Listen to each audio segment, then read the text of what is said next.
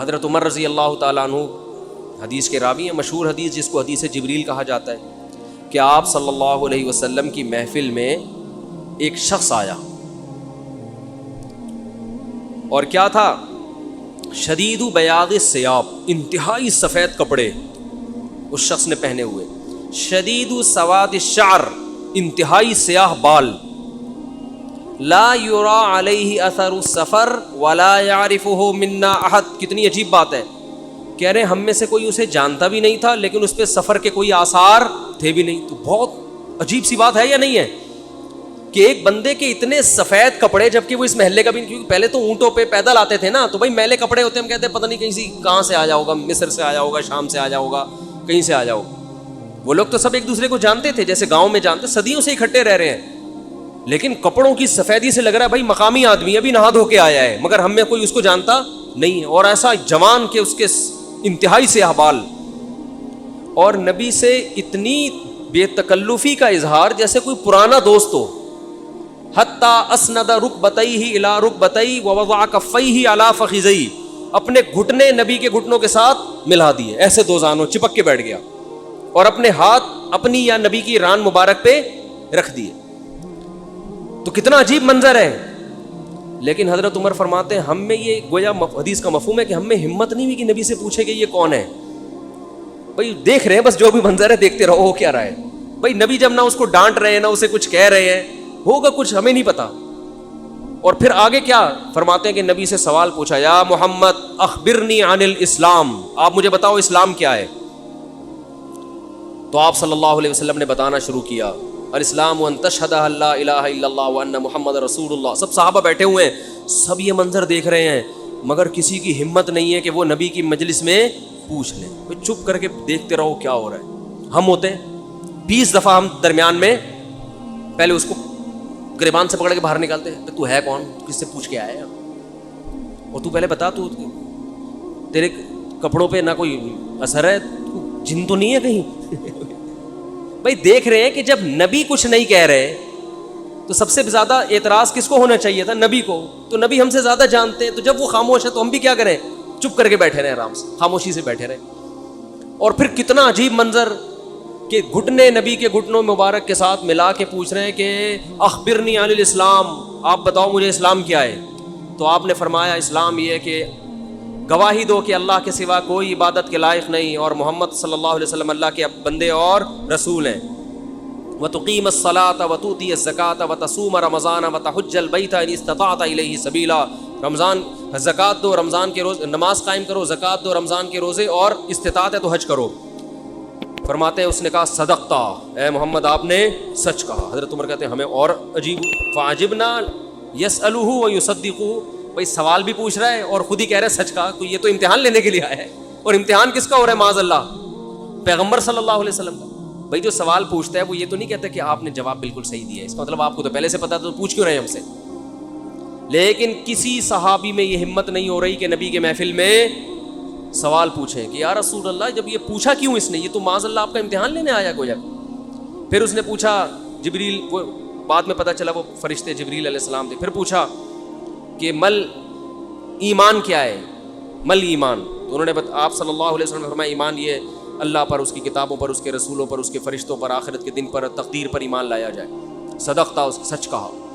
پھر انہوں نے پوچھا کہ احسان کیا ہے، پھر آپ نے فرمایا ان تعبد اللہ کأنک تراہ فإن لم تکن تراہ فإنہ یراک، اللہ کی ایسے عبادت کرو جیسے تم دیکھ رہے ہو، کیونکہ وہ تو تمہیں دیکھ رہا ہے۔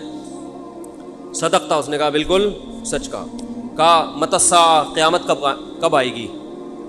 تو آپ صلی اللہ علیہ وسلم نے یہ نہیں فرمایا لا ادری، مجھے نہیں پتا، کیونکہ آپ کو معلوم تھا کہ جیسے مجھے نہیں پتا سامنے والے کو بھی نہیں پتا، سمجھ رہے ہو،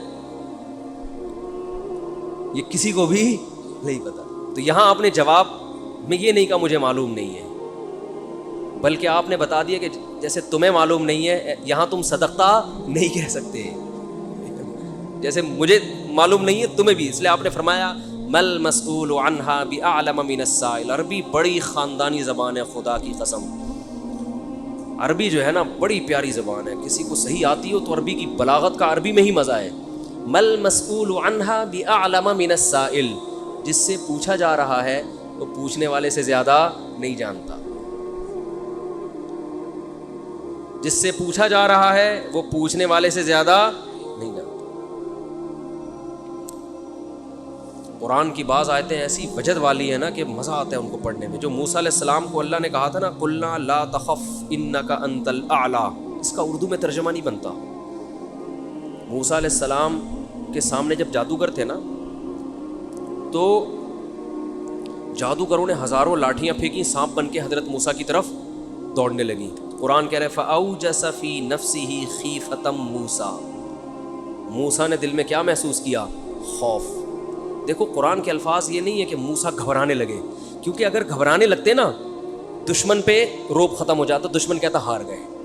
قرآن دل کی کیفیت بیان کر رہے ہیں. موسیٰ نے گویا اپنے ظاہر پہ کنٹرول کیا ہوا تھا, سمجھ رہے, ظاہر پہ کیا کیا ہوا تھا حضرت موسیٰ علیہ السلام نے کنٹرول کے, مجھے بالکل گھبراہٹ نہیں ہے, لیکن قرآن دل کی کیفیت بیان کر رہا ہے.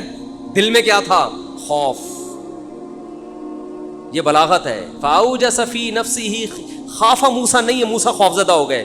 اس لیے کہ ہم کہتے ہیں نا فلاں خوفزدہ ہو گیا, تو اس سے یہ متبادر ہوتا ہے کہ یعنی دیکھنے میں ایسا لگ رہا تھا کیا ہو گیا, اس خوف کے آثار دل سے کہاں آئے؟ جسم پہ.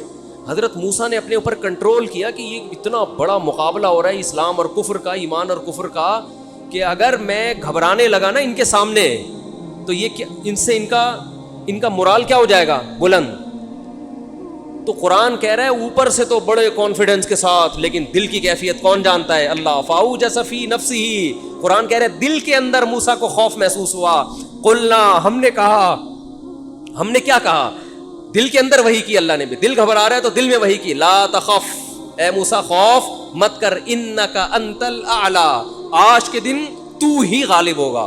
یہ نہیں کہا إِنَّكَ الْأَعْلَى, نا نا نا نا نا, إِنَّكَ الْأَعْلَى نہیں کہ تو غالب ہوگا. إِنَّكَ, دیکھو اِنَّا کا معنی بھی وہی ہے جو اِنَّا کا انتا ہے. کا مطلب بھی تو, انتا کا معنی بھی تو. تو جب ایک دفعہ کا کہہ دیا تو دوبارہ انتا کہنے کی کیا ضرورت ہے بھائی؟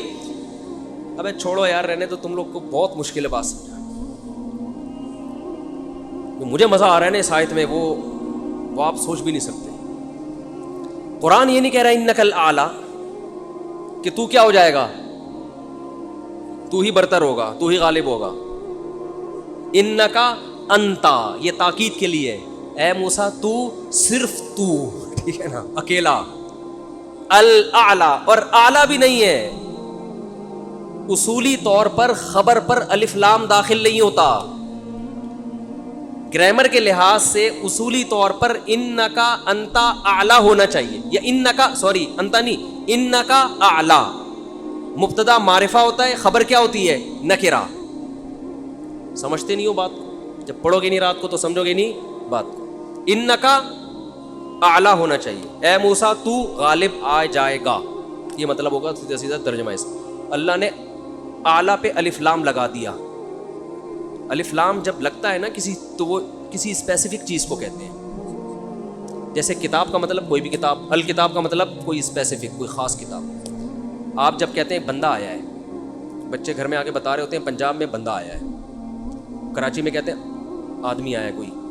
یہ بندہ کا لفظ پنجاب سے امپورٹ ہوا ہے. کراچی میں لوگ کہتے تھے کوئی انسان آیا ہے, کوئی آدمی آیا ہے, تو پنجاب میں کیا کہتے ہیں اس کو؟ بندہ آیا ہے. اچھا شگون کے انسان کا بچہ بن جائے, وہ بندہ بن جائے, ٹھیک ہے نا. تو ہم جب کہتے ہیں کوئی بندہ آیا ہے, یہ ایک بندہ آیا ہے, تو وہ ان نون ہوتا ہے. اکثر ابو کو بتا رہے ہوتے ہیں ابو ایک انکل آئے ہیں, اس کا مطلب کیا ہوتا ہے؟ کوئی ہے. لیکن اگر ایسا بندہ آیا ہو جس کا آپ کو پتا ہو, یعنی پہلے آ چکا ہو اور آپ اس کے انتظار کر رہے ہو, وہ اسپیسیفک وہ بندہ آ چکا ہو, تو عربی میں کہیں گے البندہ. بندہ عربی کا لفظ نہیں, لیکن میں سمجھانے کے لیے. جاء رجل یو سڑے راغلے, یو سڑے کہیں گے نا, یو سڑے راغلے, موقع دے کے بھاگ لے. ایک بندہ آیا ہے. جاء الرجل, تو اس کا مطلب وہ ایک مخصوص بندہ ہے جس کا پہلے سے آپ کی کھوپڑی میں تصور ہے. تو قرآن کہہ رہا ہے انکا انت الاعلی. الاعلی کا مطلب کہ جب مقابلہ ہو رہا ہے نا, تو جو شخص برتر آنے والا ہے لوگوں کے ذہن میں گویا کہ اس کا ایک تصور ہے کہ ایک نہ ایک جیتے گا, تو وہ جو جیتنے والا مخصوص شخص ہے, آپ کے علاوہ کوئی بھی نہیں ہے وہ, اور صرف آپ ہی ہو. الاعلی کون ہے آج؟ الاعلی اعلیٰ نہیں بلکہ الاعلیٰ کون ہے؟ پورا پورا ترجمہ ہو نہیں سکتا اس کا. وہ کون ہے؟ اے موسیٰ صرف اور صرف تو ہی ہے. تو لا تخف, تجھے خوف زدہ ہونے کی ضرورت نہیں ہے. تو کیا بات کر رہا تھا میں, یہ آیت کہاں سے آ گئی؟ ہاں تو یہی نبی صلی اللہ علیہ وسلم نے جو فرمایا نا, مل مسئول عنہا بأعلم من السائل, یہ بھی کیا ہے؟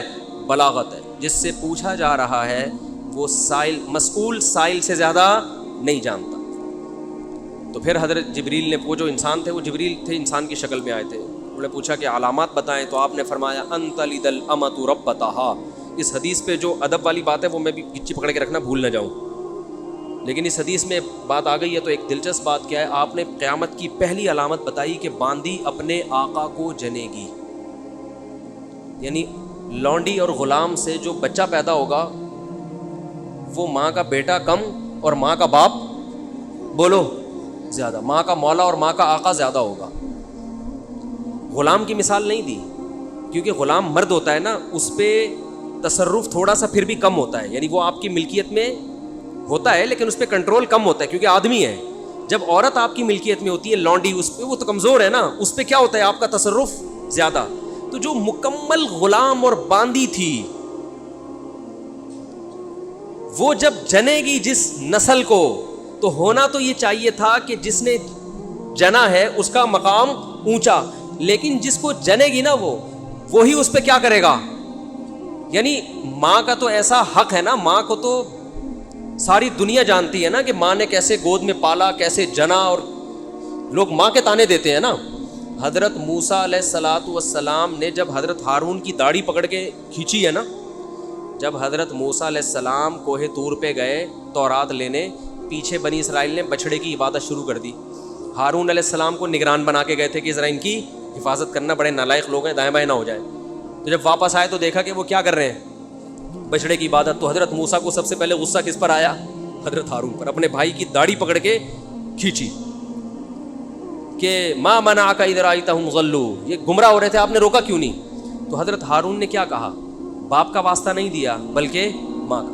لا یبن اماں, اے میری اماں کے بیٹے, اے میری ماں کے بیٹے, کیونکہ یہ رشتہ فوراً سمجھ میں آتا ہے.